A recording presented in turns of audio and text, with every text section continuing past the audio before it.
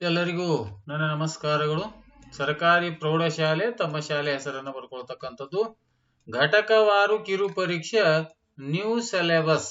ಘಟಕ 2 ಬಹುಪದೋಕ್ತಿಗಳು ಪಾಲಿನಾಮಿಯಲ್ಸ್.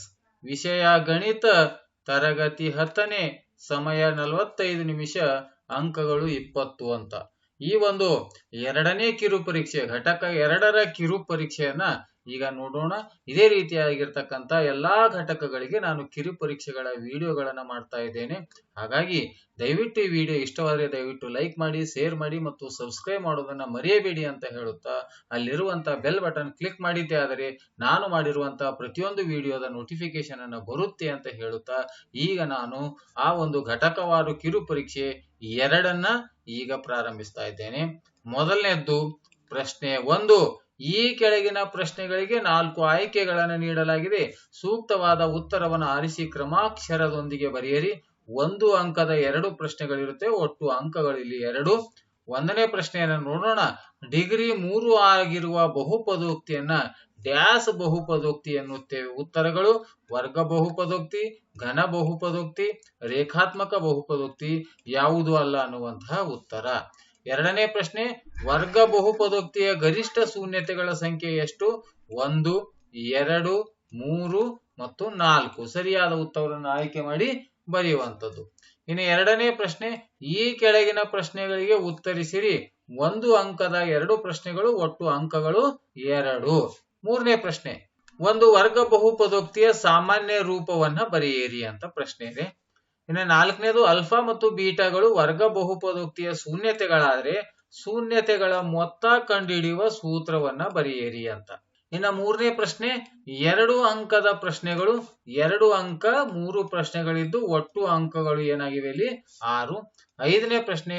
ಶೂನ್ಯತೆಗಳ ಮೊತ್ತ ಹಾಗೂ ಗುಣಲಬ್ಧಗಳು ಕ್ರಮವಾಗಿ 5 ಮತ್ತು 6 ಆಗಿರುವ ಒಂದು ವರ್ಗ ಬಹುಪದೋಕ್ತಿಯನ್ನ ಕಂಡುಹಿಡಿಯಿರಿ. 6ನೇ ಪ್ರಶ್ನೆ. P of X is equal to X square minus 4. ಈ ಬಹುಪದೋಕ್ತಿಯ ಶೂನ್ಯತೆಗಳನ್ನ ಕಂಡುಹಿಡಿಯಿರಿ. 7ನೇ ಪ್ರಶ್ನೆ. ಬಹುಪದೋಕ್ತಿಯ ಶೂನ್ಯತೆಗಳು ಇದಕ್ಕೂ ವ್ಯತ್ಯಾಸ ಇದೆ. ಇದು ಮೊತ್ತ ಮತ್ತು ಗುಣಲಬ್ಧ ಇದೆ. ಇಲ್ಲಿ ಬಹುಪದೋಕ್ತಿಯ ಶೂನ್ಯತೆಗಳು 4 ಮತ್ತು -2 ಆದಾಗ ಅಪೇಕ್ಷಿತ ವರ್ಗ ಬಹುಪದೋಕ್ತಿಯನ್ನ ಕಂಡುಹಿಡಿಯಿರಿ. ಇನ್ನು 4ನೇ ಪ್ರಶ್ನೆ. 3 ಅಂಕದ ಪ್ರಶ್ನೆಗಳು, 3 ಅಂಕಗಳು ಪ್ರತಿ ಪ್ರಶ್ನೆಗೆ 2 ಅಂದ್ರೆ ಇಲ್ಲಿ ಒಟ್ಟು 3 2 6 ಅಂಕಗಳು. 8ನೇ ಪ್ರಶ್ನೆಯನ್ನ ನೋಡೋಣ.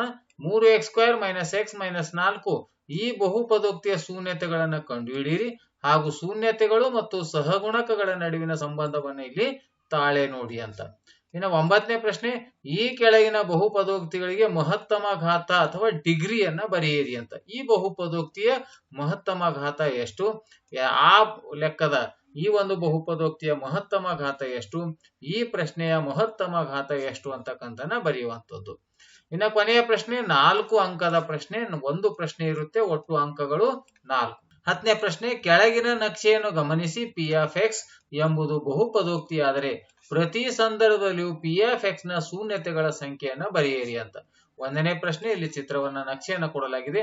ಇದನ್ನ ನೋಡಿಕೊಂಡು ಇಲ್ಲಿರುವಂತಹ ಶೂನ್ಯತೆಗಳ ಸಂಖ್ಯೆ ಎಷ್ಟು ಅಂತಕ್ಕಂಥ ಬರೀತಕ್ಕಂಥದ್ದು. ಬಿದು ಇಲ್ಲಿರುವಂತಹ ಶೂನ್ಯತೆಗಳ ಸಂಖ್ಯೆ ಎಷ್ಟು? ಸಿ ದಲ್ಲಿರ್ತಕ್ಕಂಥ ನಕ್ಷೆಯನ್ನು ನೋಡಿಕೊಂಡು ಇದರ ಶೂನ್ಯತೆಗಳ ಸಂಖ್ಯೆಯನ್ನು ಬರೀಬೇಕು.